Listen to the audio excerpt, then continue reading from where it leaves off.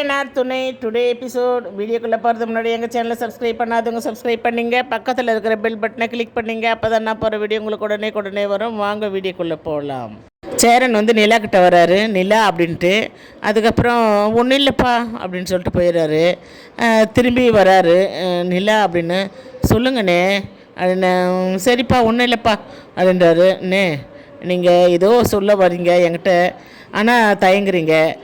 இன்றைக்கி நாங்கள் கோர்ட்டுக்கு போகிறோம், அதை பற்றி பேசுகிறது தானே வரீங்க அப்படின்னு. ஆமாப்பா யோசிக்கலாம்ப்பா, சேரன் வந்து உன்னை புரிஞ்சிக்கணும், எந்த தப்பும் பண்ண மாட்டான்ப்பா, கொஞ்சம் அவனை மன்னித்து ஏற்றுக்கலாம்ல, அவங்க சேர்ந்து வாழலாம்ல, அதுதான் என்னுடைய ஆசை அப்படின்வாங்க. நானும் அதை தானே கொஞ்ச நாளாக நான் சோழன் கூட சேர்ந்து வாழணுன்ற முடிவில் தானே பண்ணியிருக்கேன் அப்படின்ட்டு நிலா சொல்லுவாங்க. உடனே சேரன் வந்து அப்படியே கண்ணு கலங்கி சந்தோஷத்தில் அப்படியே கண்ணில் தண்ணியெல்லாம் வரும். இதுக்கெல்லாம் எதுக்குன்னு அழுகுறீங்க, விடுங்கண்ணே அப்படின்னு சொல்லுவாங்க. ரொம்ப சந்தோஷப்பா, நீ இந்த முடிவு எடுத்துக்கிறேன்னு சோழனுக்கு தெரிஞ்சால் ரொம்ப சந்தோஷப்படுவான்ப்பா அவன் அப்படின்ட்டு சொல்லுவாங்க. சரி இங்கே காமிக்கிறாங்க. சோழனும் நிலாவும் கோர்ட்டுக்கு போகிறாங்க. சோழன் வந்து ரொம்ப டென்ஷனாகவே இருக்காங்க. நிலா என்ன சொல்ல போகிறாளோ ஏது சொல்ல போகிறாளோன்னு. நிலா வந்து சோழனை பார்த்து நான் காரில் ஏறி வந்ததுலேருந்தே சைலண்ட்டாக இருக்கிறீங்க அப்படின்னு. ஒன்றும் இல்லை, ஒரு டென்ஷனாக இருக்குது, ஒரு பதட்டமாக இருக்குது அப்படின்ட்டு சொல்லுவார். சரி நான் அவங்க அப்படியே காரில் பேசிகிட்டே போகிறாங்க. இங்கே வானதி வீட்டை காமிக்கிறாங்க.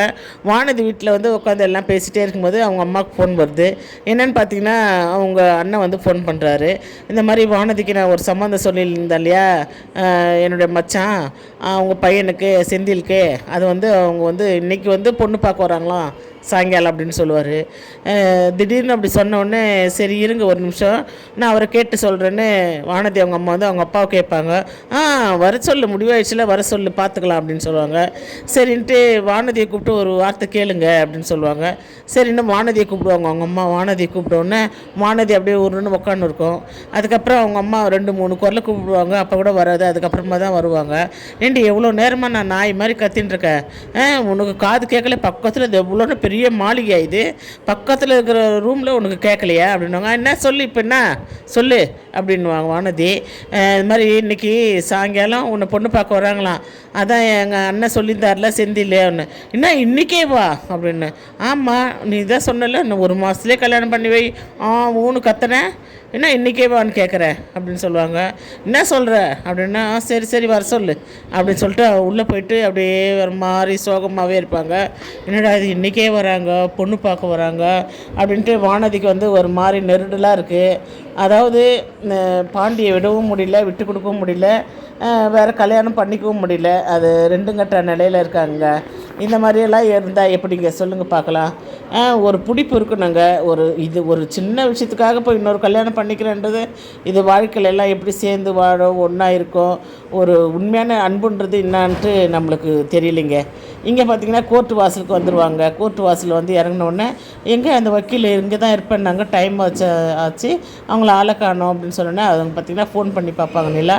உடனே வக்கீலும் ஃபோன் எடுத்து நீங்கள் இந்த மாதிரி இந்த பக்கம் போங்க, அங்கே ஒரு ரூமில் இருப்பாங்க, உங்களுக்கு சொல்லுவாங்க, அவங்க உங்கள் டைம் வரும்போது அவங்கள கூட்டிகிட்டு போவாங்க அப்படின்னு சொல்லிட்டு அவங்க சொல்லுவாங்க. ஓகே சரி அப்படின்னு சொல்லிட்டு அவங்களும் நிலாவும் சோழனும் சரி அப்படின்னு சொல்லிட்டு ஃபோனை வச்சுருவாங்க. நிலா இங்கே நிலா என்ன பண்ணுவாங்க, தாகமாக இருக்குது, ஒரு தண்ணி வாங்கிட்டு வரியா சோழன் அப்படின்னா சரி நீங்கள் இங்கே இருங்க, தண்ணி வாங்கிட்டு வரேன்னு சோழன் போவாங்க. அங்கே பார்த்திங்கன்னா சோழன் போகும்போது பார்த்திங்கன்னா அந்த இவங்க கல்யாணம் பண்ணாங்களா அந்த ஸ்டேஷன் போலீஸ்கார் வந்து வருவார். அவர் பார்த்துட்டுன்னா சோழன் இந்த பக்கம் அப்படின்னா இந்த மாதிரி இன்றைக்கி இதான் லாஸ்ட் ஏறிங்க, அதனால தான் வந்திருக்கோம். நிலாவும் நீங்களும் வந்துக்கிறீங்களா சோழன் அப்படின்ட்டு அவர் வந்து பழைசெல்லாம் பேசுகிறாரு.